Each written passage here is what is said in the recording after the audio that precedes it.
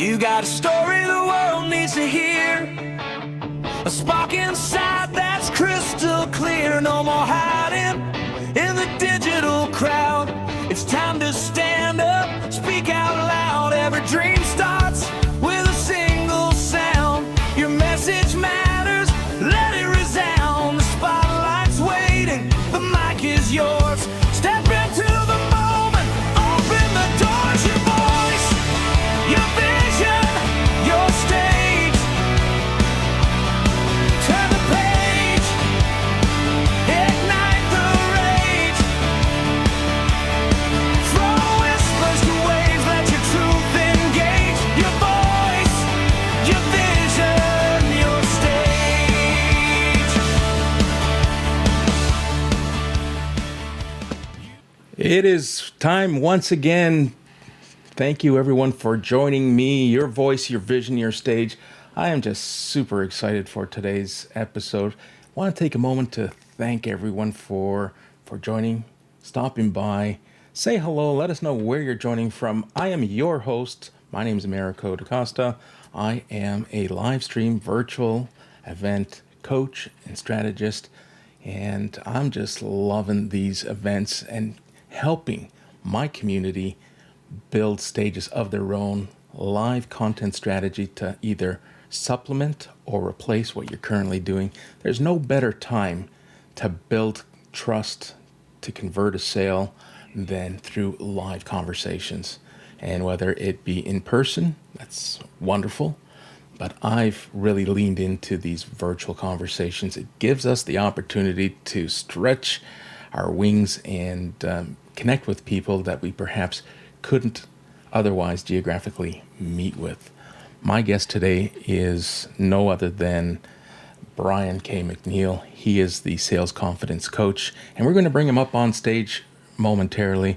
But let me share with you, we are streaming live across LinkedIn, YouTube, and Substack. I will try my best to monitor the chat throughout the evening. But if I miss a question, rest assured I'm going to circle back and make sure that we get you the answer that you want. Now, I enjoy making these conversations as immersive as possible. So if you like what you're hearing, drop a comment, share with your friends, let people know what you're doing right now, and join the conversation. If you hear something that really piqued your interest and your curiosity, hit that save button, go back to it later. But people are starting to come in the chat. That is fantastic. Let's take a moment here to welcome some of our early arrivals. Nicole, thanks for joining. It is an absolute pleasure. Looking forward to having this conversation with Brian. And if you have any questions, by all means, drop them in the comments. We also have Merrill joining us. Merrill is the connector of people. He brings people together, and I can't tell you how excited I am to have him part of my community. He is really, I really can't tell you how much he has done for myself and many others here on LinkedIn and across social media. He's joining us from Paramus, New Jersey. Thank you so very much for being part of the conversation. And why don't we share a little bit about our guest today? Brian McNeill, the sales confidence coach. He joined me earlier this summer. It was part of a conversation that I was hosting with Kendra Noel, and really sparked interest, joined us on stage, and let me tell you, he's got some fantastic energy. Now, this is energy that you don't just bottle and put to the side. We want to welcome Brian, because Brian will complement each and every one of us, especially those who are struggling to build confidence around selling our products, selling our services. We're going to have a wonderful conversation. I know for those of you who have been following me, you have heard me talk about the school community that I have kicked off in 2026. The community is called Your Stage, and we're purposely building and helping people amplify their voices through live content marketing. And I felt that this was a perfect partnership to bring Brian together to help those who are either building school communities of their own or are running businesses and can always use a little extra coaching, a little extra push to help them get them across the finish line. All right, I'm going to get off my soapbox and I'm going to bring Brian up on stage. Now, Brian does have, 9 books that he has published. He is quite well versed in many things focused around sales, centered around sales. You are not going to want to miss this opportunity to ask him questions. I believe he might even be giving away some of his books. Now, Brian, I know you're backstage. You can hear me. I'm just going to turn on the cameras, but why don't you start us off? Introduce yourself while I cue up the camera. I'd be happy to introduce myself. My name is Brian K. McNeill, and I am the Sales Confidence Coach. Because there's so many amazing entrepreneurs, many of the ones going to be in this room tonight, that offer services that genuinely do help other people. But a lot of those people that offer services to help, a lot of them do not earn the money that they could or that they should. And very often the reason why they don't earn that money is they simply do not know how to sell it well. I talked to Americo before we started tonight, and my objective is that everyone that tunes in tonight will be better at selling themselves and their services by the time we finish talking than they were before we started. And this is not what I hope to accomplish, what I know will be true. You'll be able to sell better, and your confidence level and your abilities to earn with your services will be higher when we're done. Fantastic. That is great. Listen, let's welcome Leanne as well as Coach Carey, who have joined us, and I'm excited because I know the energy.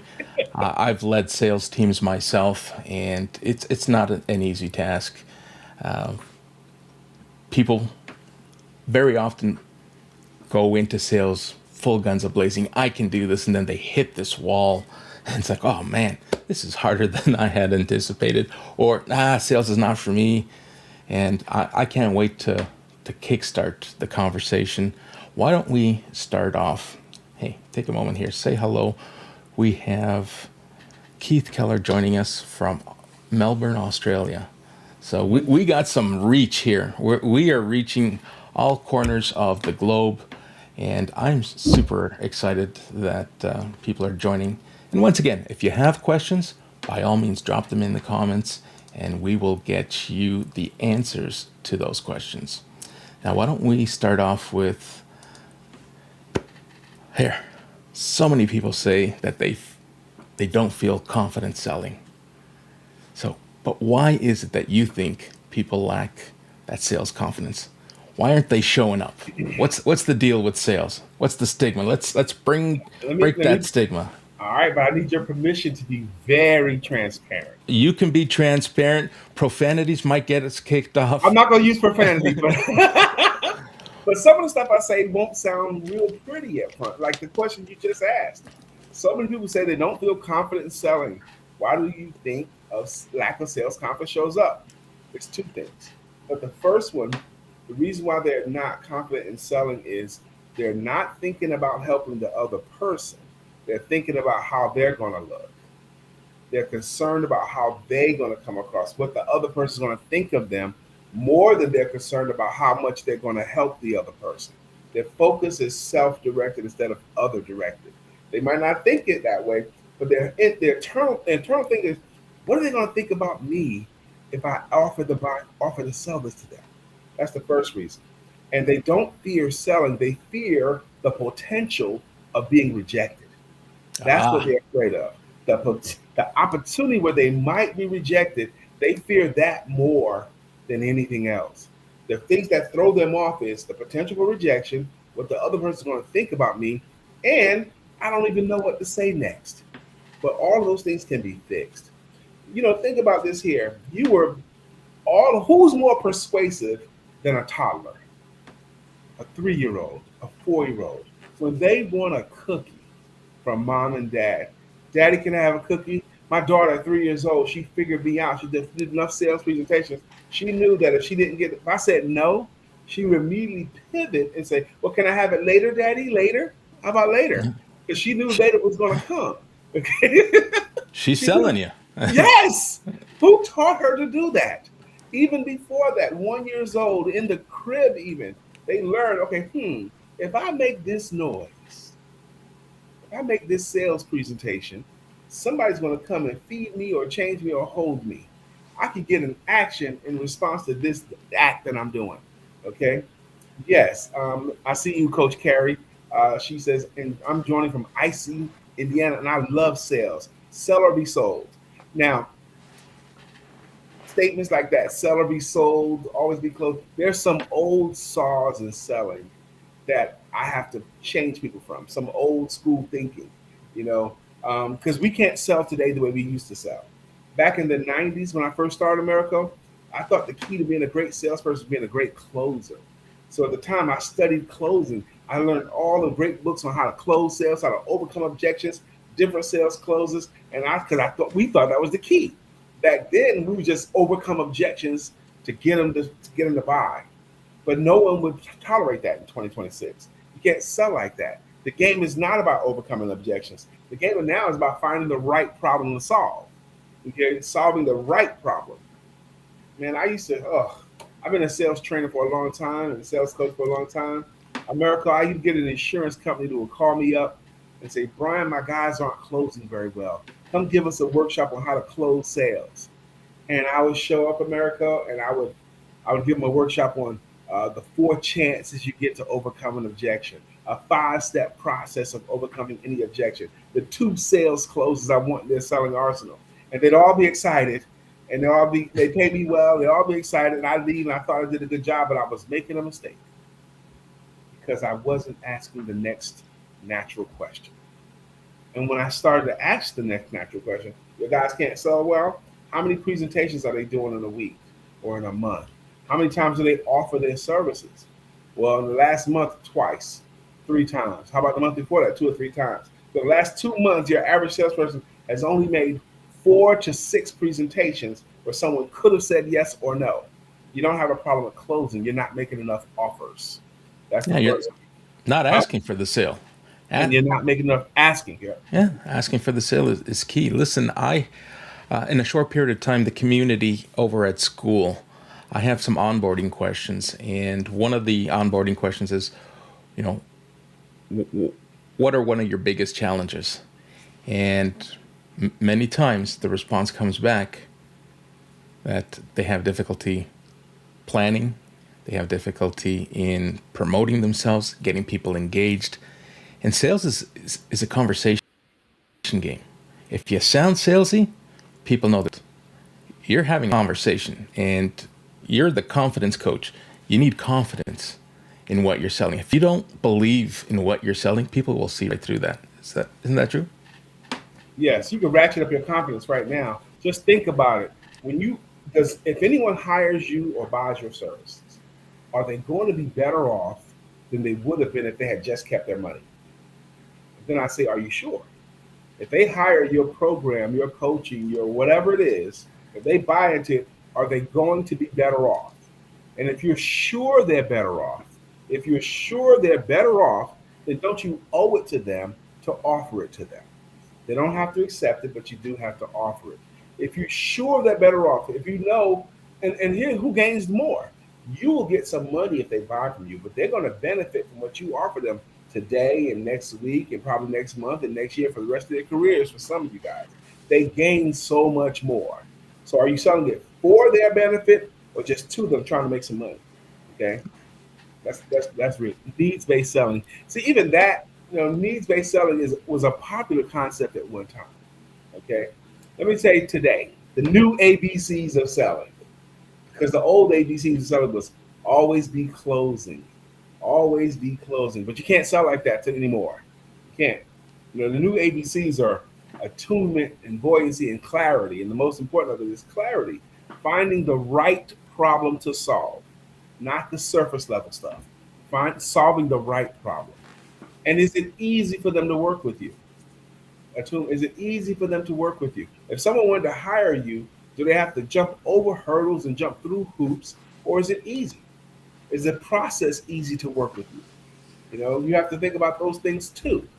Um, Also, a large part of your job, if you sell a service, an intangible service, that's not something they hold, a service. A large part of your work is how can I lower my potential clients' risk? You got to figure out how to lower their risk. You got to give them a taste test. You got to let them see your testimonials and your recommendations, what others have said. Yeah, Amen.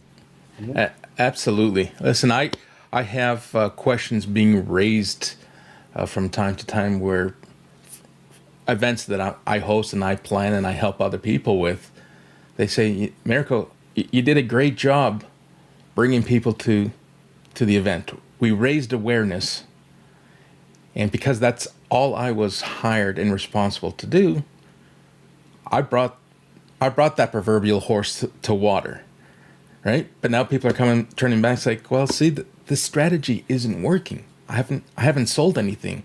It's Yeah. like, well, we raised awareness. You had however many people show up to your event. Did you reach out to those people? Yeah. Did you even ask them? Did you ask them? They didn't. Okay, I'm gonna tell you they didn't ask. I know they didn't The ask. biggest crime entrepreneurs are committing today is they never even ask for the business. What they'll do, because you use the word, they don't want to come across as salesy, as if that's a bad thing. So they never even ask for business. What they'll do is they'll do good presentations. They do good presentations. They do good branding. They do good marketing, and then hope.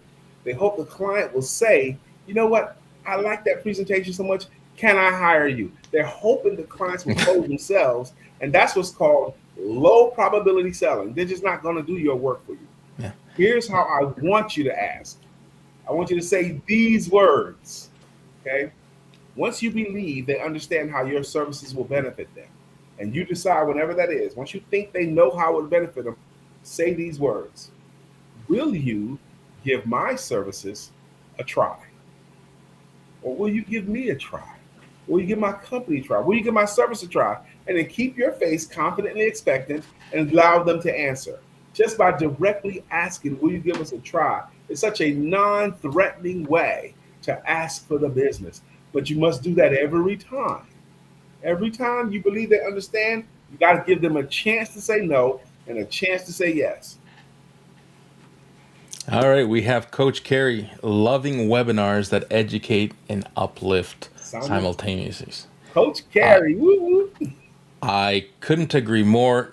These webinars they're great top of funnel activities if done right.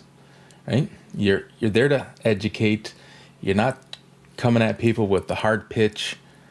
And if you're building trust, you're providing clarity. You touched on it. Provide clarity, and people will start to open up and trust and give you the authority to ask for the sale. Mhm. Right? Yep. Now, Go ahead. let's talk or pause here for a second. Let's talk about price-based selling, because I was in insurance as well, and Sure. most of my sales reps who sold on price had huge turnover because they would sell today, and a customer, if they called the very next day or the very next hour and found a better price elsewhere, guess what? That deal was done.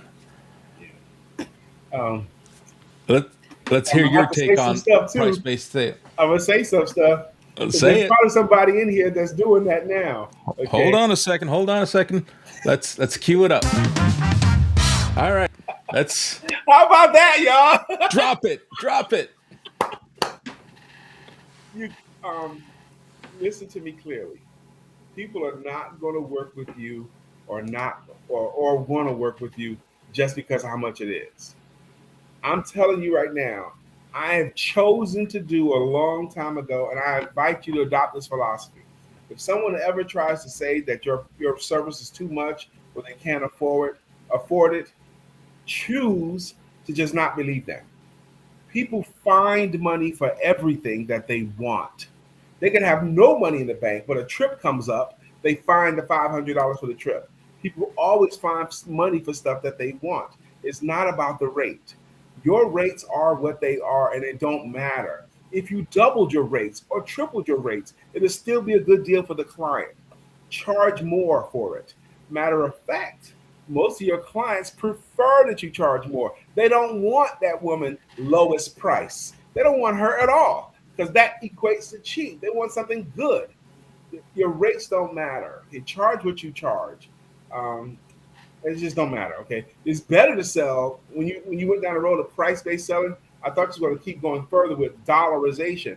Can you equate a dollar amount to what different parts of your services are? Is it worth it for you to be able to sell easier? How much money is that worth? Is it worth it for you not to have to worry? Is it worth it for you to be able to prospect easier? What's that worth? Dollarizing it is better. Okay. Yeah. So we have a question. Daisy Wright, what did Coach Brian say the new ABCs for sales were? So it's no longer always be closing. No. What is it, Brian? A stands for attunement. ATTU, attunement. Is it easy to work with you? You know, sometimes you'll ask someone, well, how do I work with you? Here, go to my website and go to this page and then click on that link and then fill out that form. They ask, how can they work with you? And you gave them a homework assignment. That's not easy. Okay, so you got to make it easy for them to work with you. The A stands for attunement. The B stands for buoyancy. Buoyancy. Can you keep afloat? Can you keep your head when things are not going well? Here's the key question in buoyancy that you ask yourself and answer for yourself. Can I do this? You ask yourself that question, especially when money's not flowing well. Can I do this? You ask it of yourself because in your brain or research, you come back with an answer of, yes, you can. You have the requisite skills and experience and know-how. You can do this. But by asking yourself, can I do this? Your brain kind of cheerleads for you, keeping yourself buoyant because the entrepreneurial life is fraught with ups and downs, pits and balls, peaks and valleys, but it's worth it. It's overall really, really worth it. And the C stands for clarity, not being clear on what's the right problem. And typically you find the right problem by asking the next question. Well, why do you want to do that? Or why do you want to do that? Or why does that matter? Then you get to the clear problem. ABCs, attunement, buoyancy, and clarity, Sister Daisy Wright. There you go, Daisy. If I can, I'd like to add a second C, which you stand for, and it's in your brand, confidence. Yeah. There's nothing that I would say I hate more than people who don't have confidence in themselves, in their product.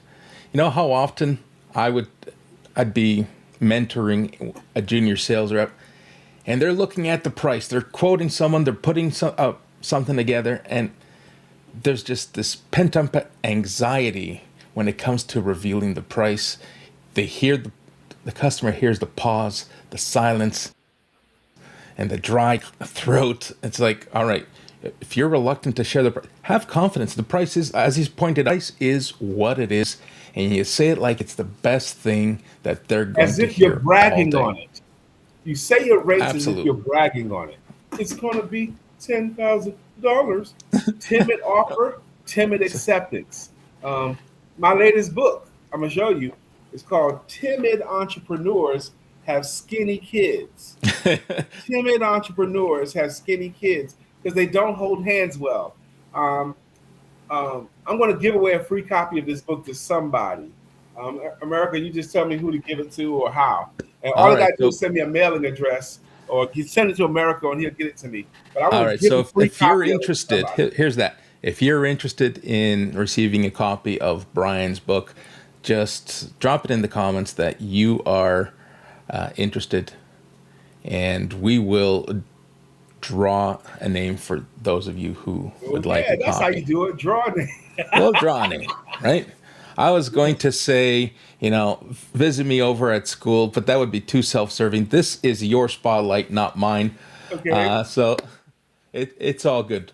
We'll let's continue with the conversation. We have a few more people coming in. Hey, we now have it in writing: attunement, buoyancy, clarity. Thank you, Daisy. So for those who are watching, listening, we now have it written down. If you're catching this on replay, You don't have to rewind because it's written down in the comments. I want to give Daisy something else. All right. I think Daisy, these letters behind her name, I think that has something to do with insurance. She has an accreditation. Yeah, something there. Some That's kind of accreditations. Okay.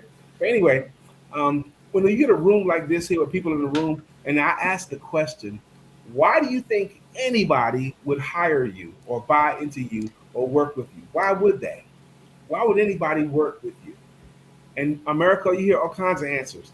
They want to work with me because I'm experienced, because I'm hardworking, because I'm passionate, because I care so much, because I go the extra mile, because I've been doing this for a long time, because I'm fun, because I'm funny, because I'm hardworking, because I'm honest, because I'm available 24 hours a day.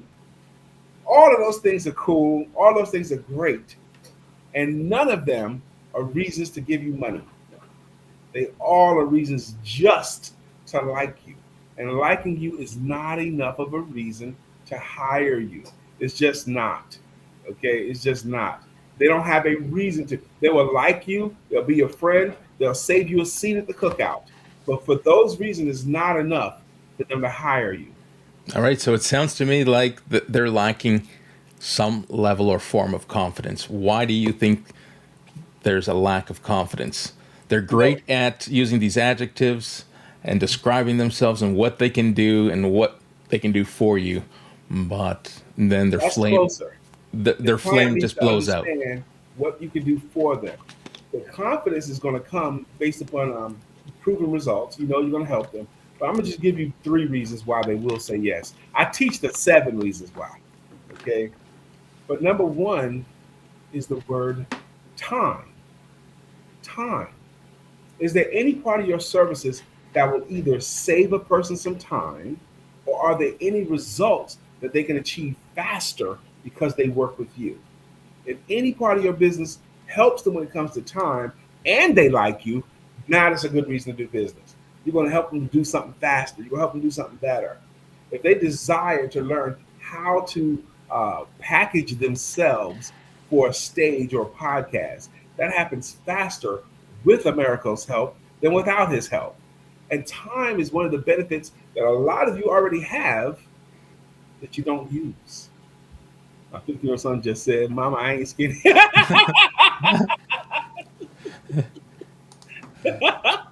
That's funny. So your mama's not a timid entrepreneur. Because timid entrepreneurs have skinny kids. But time is major. Okay. The second reason, if you help them with this, you should talk about it, is this word money. Money. Money is the key to end all your woes, your ups, your downs, your highs, and your lows. Won't you tell me last time that love bought your clothes? Love money. Okay. I was quoting some great poets from the 80s, Run DMC just then. But money. Does your service help them to either save some money or earn more money or both? Put your creativity hats on. Does your service help them to save money? And a lot of you guys help them to save money by keeping them from wasting their money chasing shiny objects, or keep them from wasting their money by throwing money at stuff that don't work. If you're good at your game and you know you're good at your game, then the dollars they spend with you won't be wasted, because the money they spend with you is going to get done what they hired you to do because you're good. That's the shortcut. Be good at your game. Be very, very good at your game. Keep them from wasting money, or do you help them to earn money? You know, and a lot of you guys, it's obvious how you help them to earn money. But if money is a part of the reason why your service will help them, you should talk about it. America, so many entrepreneurs have Ferraris in the garage that they never drive. They have tangible benefits that people would want to pay for, but they don't even tell them about it. They get caught up in the liking stuff. But I'm so passionate. I feel the passion. I feel the energy. You teach people why buyers need to say yes. Yes. Right? Yep. That's what I'm And doing right now. Yep. you've already planted that seed. Tell us a little more. Dangle that carrot for us. I'm going to do one more, okay? I could do 2 more. 1 or 2 more. But the next one of these 2 words, good feelings. Good feelings. People will throw their money at the person or the thing the person or the thing that they believe will help them to feel better about themselves, like now? Can you help them to feel better about themselves, even if they've been messing it up until this moment? Can you help them to feel better about themselves now? And can you help them to imagine other people having a higher opinion of them, or both? People don't buy the Mercedes Benz because it has good brakes. They buy it because it's an ego rub. Okay, for That's some right. people. That's why, because they want to feel better. The 65-year-old man that buys the red Corvette convertible didn't buy it for the practicality of it. He bought it because he feels like when he drives that car, he looks cool. And he also believes that when you see him, you're going to affirm that opinion and say, yes, he looks cool. Okay. He feels good, and he imagines you're going to think he's cool because of it. Okay. Help him to feel better. A man buying a financial plan for his family didn't buy it. And he bought it because he thought it was a responsible thing to do for the dad. And he can imagine his wife and children appreciating what he did. You know, feeling good. That's time, money, and good feelings. And I'm going to do one more. Good health. Is there any part of your services that will lower your client's stress or worry? Because your clients all have a lot of responsibilities already. They're wanting someone to come along and say words like, if you let me help you, you won't have to worry about this nearly as much. Hypnotic effect. Can you help them to lower their stress in any area, or take away some of their, not all, take away some of their stressors, take away some of their worries? Don't try to come across like you're going to solve all of their problems. First off, they won't believe you, and nobody likes that person anyway. A few things you're going to help them with. That's good enough, I think. Fantastic. That is enough to keep people engaged, and that's really the next question. I hear often, it's like, my boss or my company says that the product sells itself, but I'm having a difficult time keeping my prospect engaged. They reached out, I put a presentation together, and now they're not returning my emails, they're not returning my calls. I can't get them re-engaged and move them from consideration to closing. Yeah, there's three problems with that. Okay, three problems. First off, nothing will sell itself. Okay, that whole idea of build a better mousetrap, the world comes to you, that's not true. They never sold itself. My books are excellent, and my books only sell when I sell them. When I stop selling them, they stop selling. So you have to keep selling them. How do I keep them re-engaged? Can you put it back up there again? Yeah, absolutely. Because as you were doing it, I heard three problems.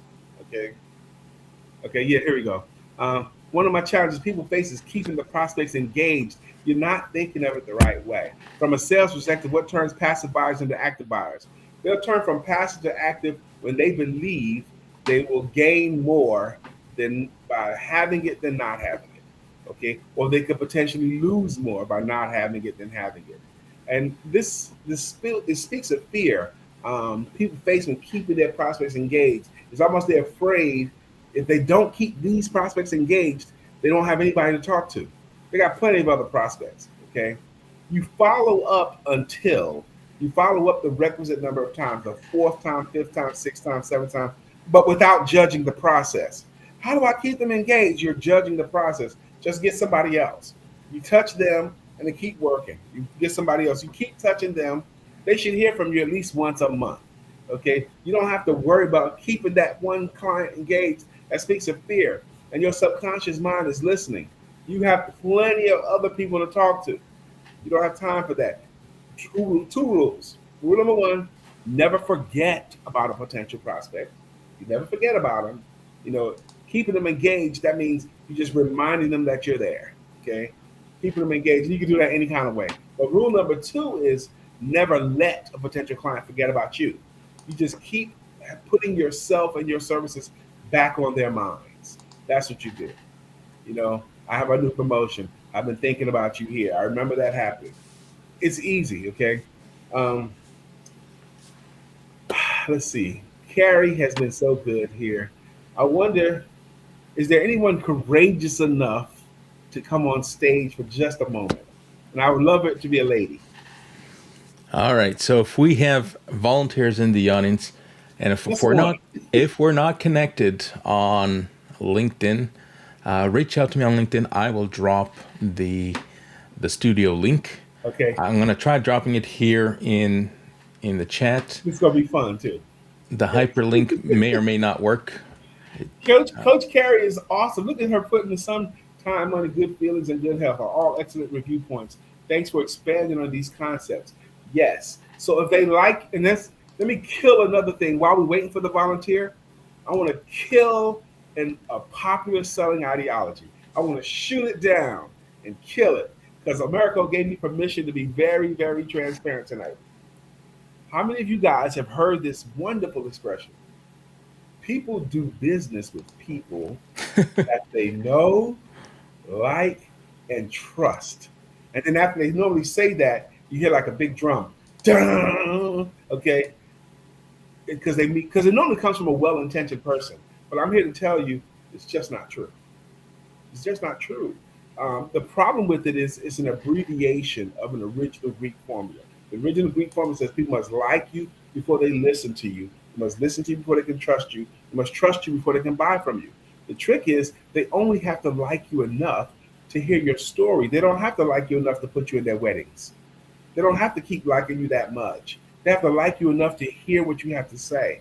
I can visit a networking group where most of the memberships know each other, and I'll pull more money out of there in a week than the people that have been there for a year.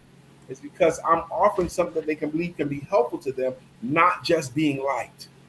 Okay? It's not, liking you is not enough. Feel me? Liking you is not enough. You got to have a reason along with the like. Okay? All right, so I dropped the studio link in the LinkedIn comments. If you're over on YouTube and you'd like to join us, let me know. Drop a comment, and I will drop the studio link there as well. Get drums right before the half truth. That's hilarious. Hilarious. Okay, if we do get someone, okay, I just want to kill that because there's so much more, and so many of you entrepreneurs just need. There's 3 sales you have to make every day. Okay, 3 sales you have to make every day. The first sale you have to make is to yourself. You got to sell yourself on yourself. You got to remind yourself that you are working. You got to remind and resell yourself on yourself and what you sell. Study what you offer more. Learn more about what you actually really offer. Sell yourself on yourself in the mirror. Speak nicely to yourself. So many adults speak mean to ourselves. Okay, say insulting things to ourselves. Stuff that we would never let anybody else get away with, we say to ourselves. Stop that. Be nicer to yourself. So the first sale you make is to yourself. The second sale you have to make every day is to the people in your household. If you're married and have children, you got to remind them that you care about them and you love them and they're important to you. And you have to earn your place, whatever that place is in the household, every day. I got to earn my place as the dad. I got to earn my place as the husband. Okay? And then you sell to the world outside of your home. And the key about selling it, now, if you have a challenge with the word sell, replace it with the word help because it fits perfectly. The word sell has 2 originations. One is Greek and one is Old English. The Greek comes from 2 words called selling ye, which literally means to help. To help. And the Old English comes from a word called salon, which means willing to give up.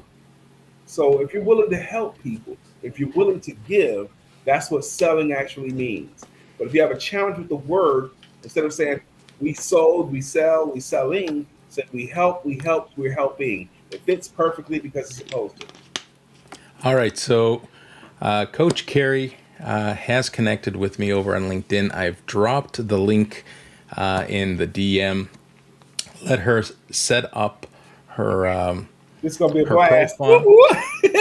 And if you want to come on camera, I'm perfectly fine with that. If you feel more comfortable coming up on stage off camera, we can do that as well. So just drop your preference in the DM, and we will help you feel comfortable as you are on or off camera. All right. So while we wait for that, Okay. I just Has realized. anybody in the chat found value in the first 35, 40 minutes that we've been talking? I would love to hear if anybody feel like they found value. Okay. If they want to, but go ahead, America. So while we wait, because there is depending on the platform, there is up to 45-second delay. Oh, So, well, some days it's 10 seconds, some days it's 45. You just never know. So let's move on and let's talk a little bit about helping people who fall in love with sharing their story. yeah. Sometimes people have a tendency of talking themselves out of selling something. How does storytelling change the results? Good, bad, or indifferent? Great question. We sell through our stories. And if you're not selling through your stories, you're doing it the hard way. I teach a story format how to answer the question of what do you do for a living. I may play with that if Coach Carey comes in too. I may do two things with her. Really, really work her. But your story matters more. And I will say to you, your story is way more important than your pitch. I would even go so far as to say, don't pitch, no pitching. You don't need an elevator pitch, you don't need a killer pitch. You need a story that you could tell in 30 seconds. Tell your stories and don't pitch. If I pitch a ball at you, you're either going to catch it or hit it or get hit by it. And none of those are things you want people to do with your business. Who do you believe? There's two types of people that I believe love stories. Two types that love stories. One of them is children. You know, Daddy told me a story. But the other type of person that we know loves stories and we can't get around it is adults. And we know that's true. Movies and TV shows and videos and shorts, books. If we're reading a book and we lose the book before we finish reading it, we will buy another one. Because grown people have to know how the story ends. So we sell through our stories. That's how you do it. Beautiful. Where can you buy my books? You can buy them anywhere. You can buy them on Amazon or through my website, BrianKMcNeillSpeaks.com. BrianKMcNeillSpeaks.com with two L's. BrianKMcNeillSpeaks.com or Amazon. Just look up books by Brian K. McNeill. Put the K in because there are a lot of Brian McNeills. There's a popular banjo player named Brian McNeill. So if you put Brian McNeill, you'll get him and me. But if you put Brian K. McNeill, you'll always get me when you search. All right, we have Coach Carey. She is fine with being on camera. Whoop, So whoop. we'll give her a few more seconds. I can't And, wait. and once we get her in studio, we will let both of you. This is gonna be a blast. I can't wait. Okay. And I'll remove myself from the equation. I'll turn the man. camera off. Okay. I'll still be around, Okay. and I'm excited for this. While we get her queued up and get her into the studio, maybe we can jump into one more question here. Okay. And where is it? There. So you're known for Yeah. helping people see results quickly. And Yeah. some people say, hey, I can get you results overnight, within the next 3, 4 days, 7 days, which in some cases is unrealistic. Talk us through your process. What's the one shift our community could benefit from or learn from today that will instantly improve themselves? Instantly, there's two critical moments in the life of an entrepreneur. Two critical moments. The first critical moment is what do you say when they ask you what do you do? Okay.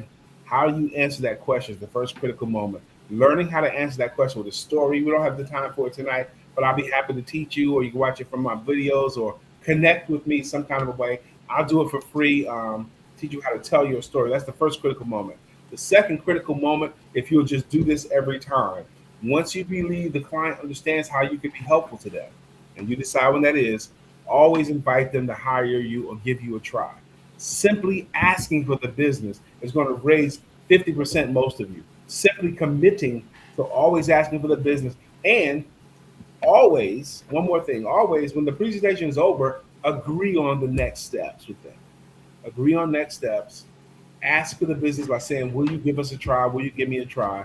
and have a great answer to the question of what do you do for a living? And I don't want you to do an elevator pitch. I want you to learn how to tell your story. Fantastic. Somebody's ringing the doorbell. Did you hear that? We got some. Yeah. All right. Yeah, give it a second. Let's bring our guest in. Coach Carey. Welcome. Thank you for being so awesome in the chats. I appreciate No problem. Can you all hear me? Yes, I can hear you. Can you hear me? Yes, I can hear you. Thanks. This is gonna be fun. I'm ready to play with you. Okay. First off, I saw your name there. I didn't know you were gonna be lovely too. So this is gonna be even better. Thank you. Okay? All right. I want to do a role play with you. Okay. Okay. Here's the scene. Let's say on Saturday you ran your errands on Saturday, went shopping, whatever, and spent all the afternoon running around. And you're on your way home, but you decide, let me stop off at this bar and have one drink before I go home. That's something people do. And let's say that's what you did too. And for the purpose of this role play, let's assume that you're not married for just this moment, okay? For the role play, you're not married, okay? So you ran your errands on Saturday, you go into the bar, you order one drink, and here I come. The role play starts now. I want you to handle however you normally handle it, okay? So, hello, how are you? Oh, I'm doing well. How are you doing? I'm fantastic. My name is Brian. Please tell me, what's your name? My name is Carrie. Carrie, you are lovely. Let's get married. Right this second? Yeah. Do I have time to go buy a dress?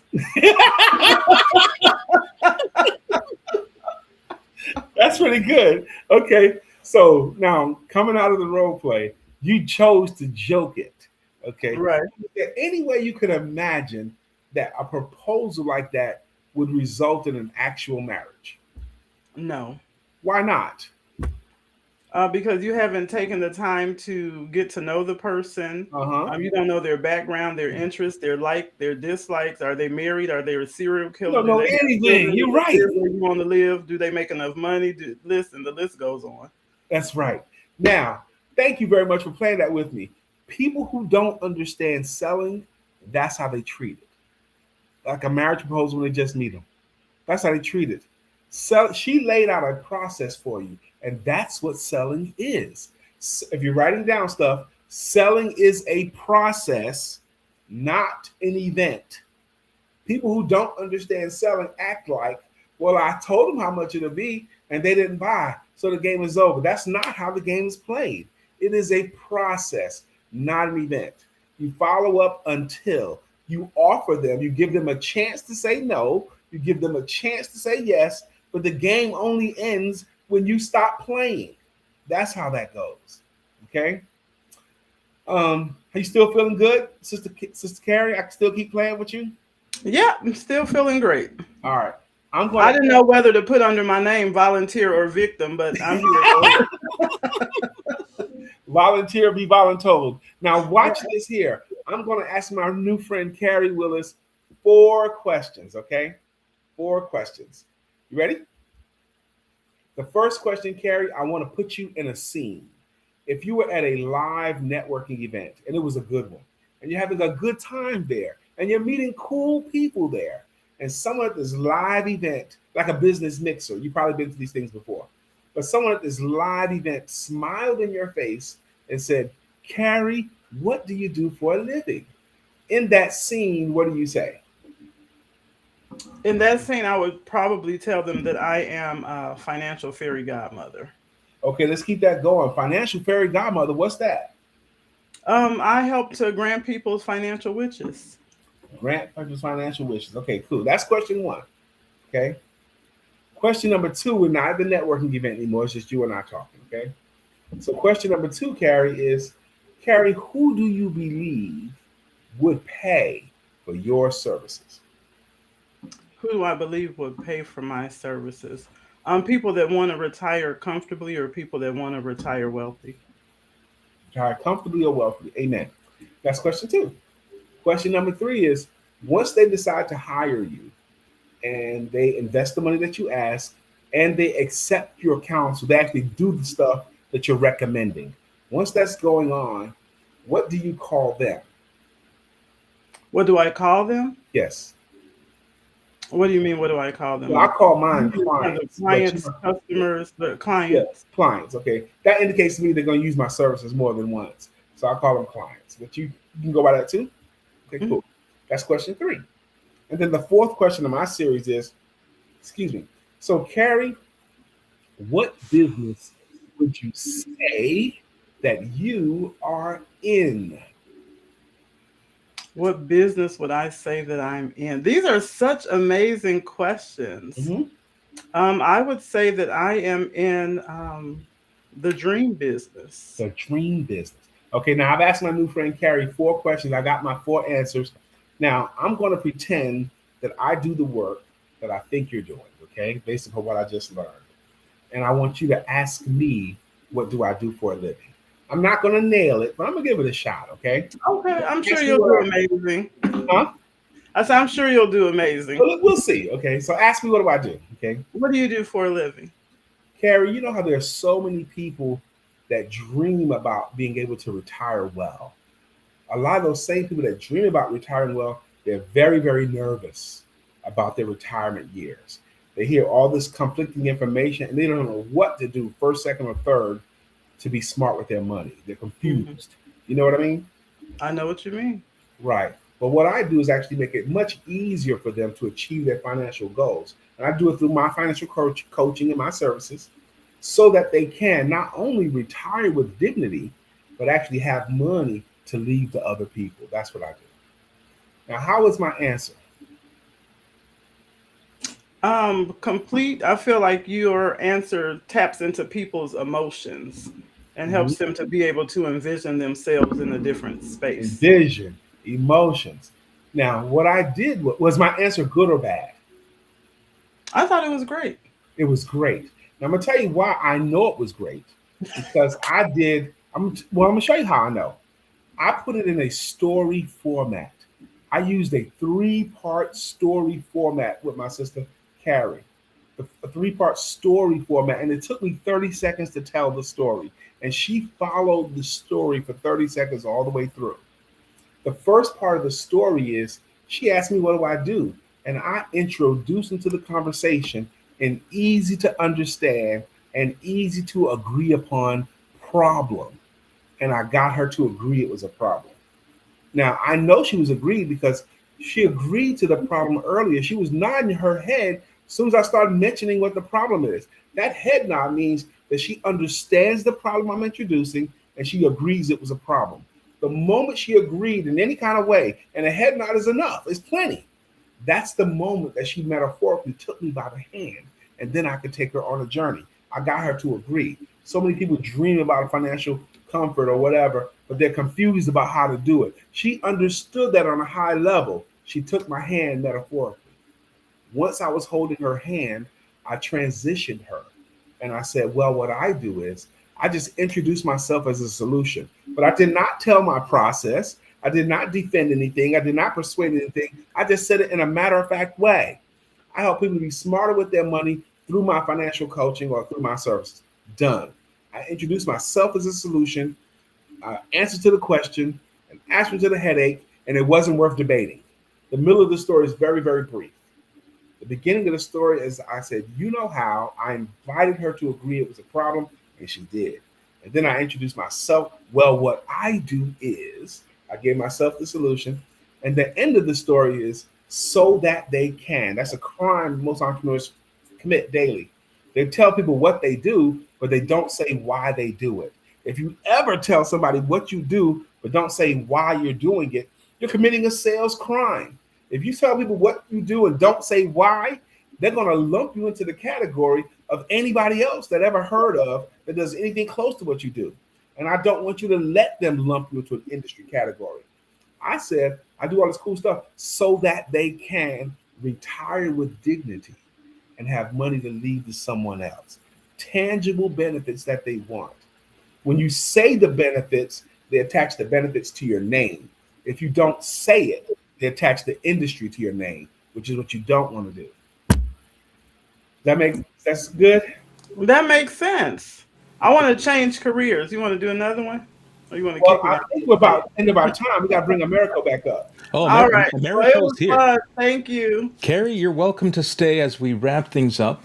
I will be here behind the scenes. Here, let me bring a virtual version of myself. Here, I'll Okay. tuck myself here in the corner, and you two stay up on stage. All right. Yeah, How tap much me on further the do we head. go? I thought we had 1 hour. Okay.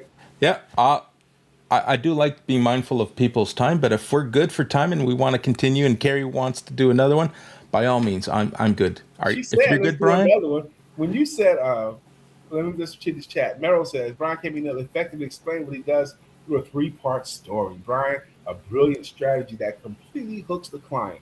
Amen. So you heard me do the story, okay? And you thought it was excellent. Now, here's what you need to know. Your story, I want you guys to respect the fact that you're professionals. I just did it for her, okay? And I'll teach her the steps and how that goes if she likes. But as a professional, I need you guys to respect the fact that there's going to be a learning curve. Hear me, professionals? There's going to be a learning curve. It's going to take most people 10 to 15 tries to get it right. Most people give up on it after 2 or 3 tries. Okay, it just doesn't work for me. But for most people, it's going to take 10 to 15 shots at this to get it right. And when I say get it right, that means somebody's going to ask you what you do, and you're going to say, well, you know how. Well, what I do is so that they can, and it's going to flow through you, and you're going to know you did it right because they are going to say the word wow or something like wow. That's when you know you did it right, okay? But it might happen shorter than that for you, but for most people, it takes that long.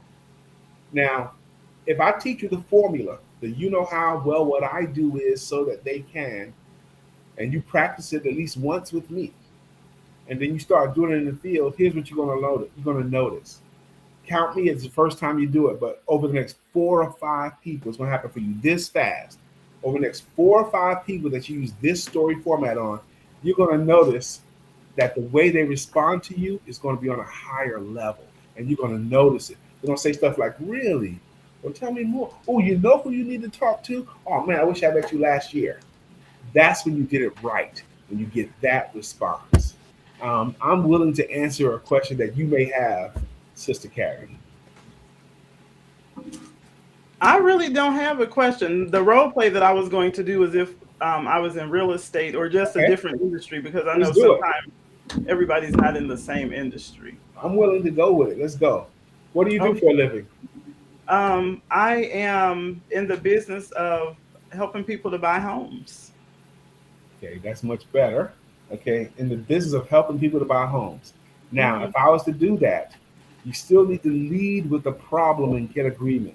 So I'm gonna pretend I sell real estate. Ask me, what do I do? What do you do?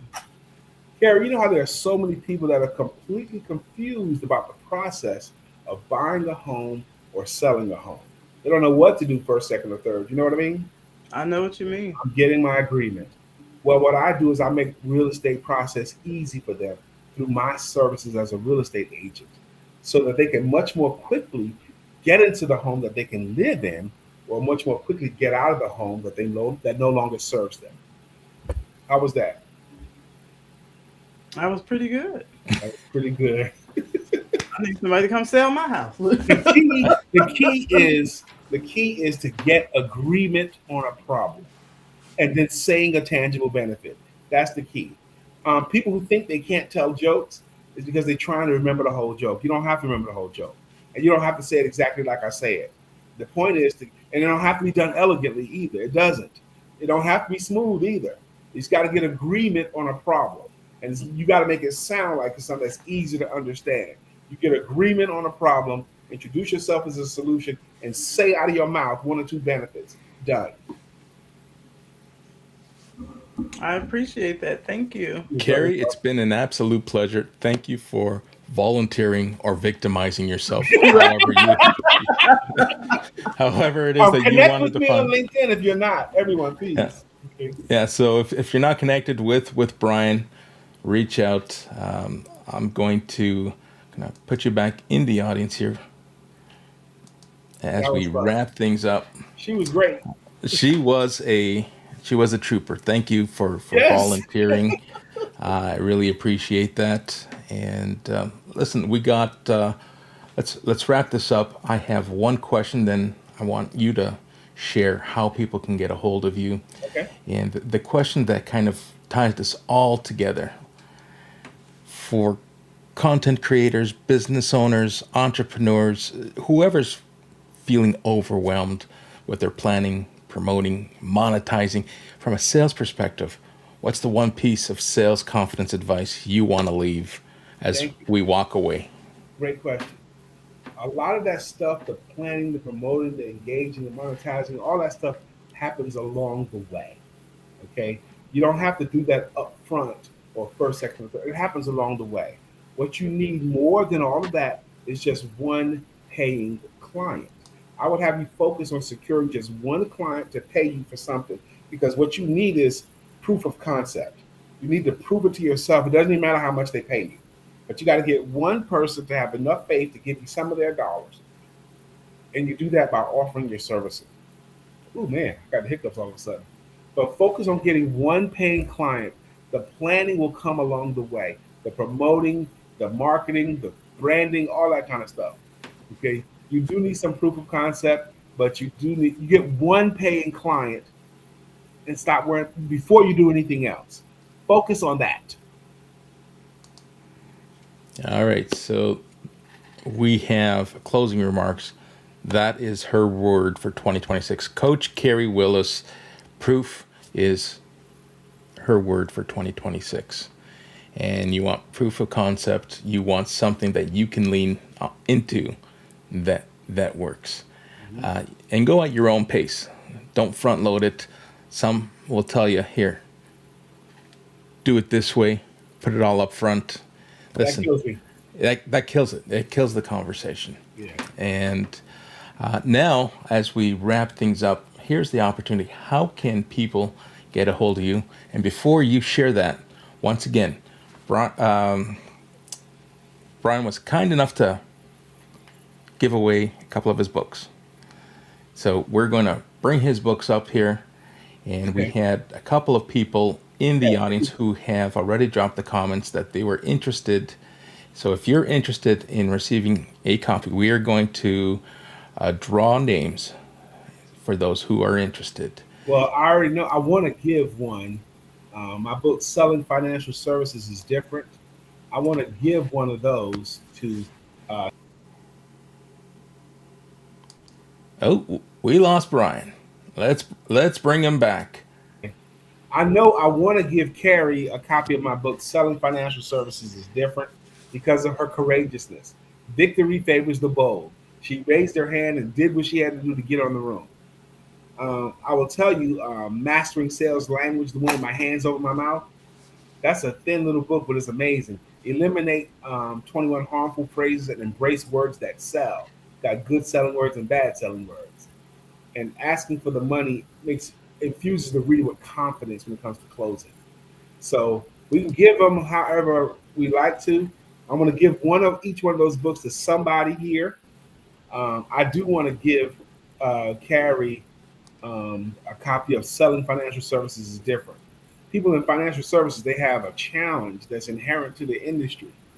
You know, the industry tries to make you sell logically, but people don't buy that way. They buy emotionally. So I want her to have a copy of it. Fantastic. So if you're not connected, we're not connected. Just let's jump in the DMs and share mailing details, and we'll get our United Parcel Service or U.S. Postal Service, whoever it is. We'll find a way to get it to you. Yes. All right. Fantastic. Brian, I got to tell you, it was a fantastic hour. I want to thank you. Thank you. I think you and I have some great energy, and this is our third time, man, like this. And what we do complements one another, right? I set the stage and build awareness, and you move those people along and move them into converting clients. And I think it's a great relationship. I am so happy to have you join me over at school. I'm looking forward to putting some some stuff together to help our communities There you go. sell with confidence. That's right. That's right. So that was my shameless plug to. And I joined his school community. I did.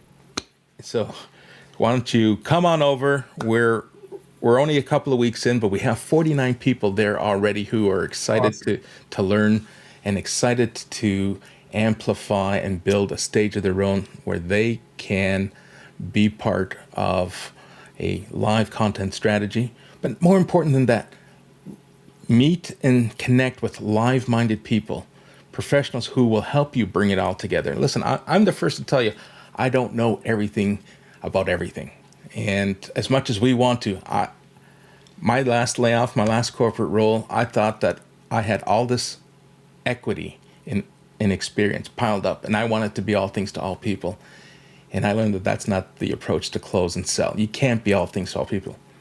You have your experience, your knowledge, and you can put it to use. Mm-hmm. But there's a time.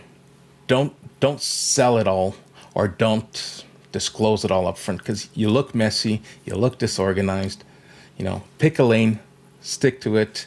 And I've stuck to this marketing lane, helping people raise awareness, raise visibility, and build trust across the social landscape. And then we'll bring gentlemen like Brian to help you get to your next stage. And some amazing guests coming every week, every Thursday this month. I see. Yeah, we have. Listen, I'm over the moon. I'm ecstatic with how well these events have started to play out. I'm now filling in for April. I'm scheduling speakers for April, and it's no longer a struggle. People are open. They want to share the stage because they see the value. And through our community over at school, this is a living, breathing testimonial. People get to see it in practice. It's not just me saying or beating my chest, here, follow these 10 steps and you will put a live content strategy together. This is me walking people through it, overcoming whatever overwhelm they have, and building a strategy. And for some, it may not start off on camera. It may start off as a guest speaking opportunity, but we're helping build their personal brands. We're helping build that social credibility and making them visible so that they can be seen, they can be heard, and they can be remembered so they can close more deals. All right, so I'm going to take this down, hide it for a second. We got a couple of more comments. Let's see. I need you to take some credit too. One of the reasons why you built that is you're good, America. You're just really good. You create a safe space for the guests. Even when I first came in, like Carrie, I got brought up onto the stage. I felt safe. I felt comfortable. I felt you gave me the room. And then the next time I was on, I can't remember what it was for, but I know I've done it twice before tonight. But you always give us the room to be ourselves. And I think that's a skill that you have. Good job. Mm-hmm. Yeah, I enjoy sharing my stage. This isn't about ego. This is about helping people get across whatever line that they've kind of drawn for themselves. And through community, we can help, we can lift, and we can move mountains. Amen. All right. I'll give you one guess as what I'm going to do. What are you going to do? I'm going to have a cigar and a bourbon. Look at that. That's it's fantastic. I will introduce you to someone over at school who has a show dedicated to cigar smoking. Well, I'm a big you will love that live stream. All right, folks. Enough of me for the moment. Brian, thanks once again. Thank you. Coach Carey, thank you. And everyone in the audience who participated and engaged in today's conversation. It was an absolute pleasure. Thanks again. I'm going to close the room. And until next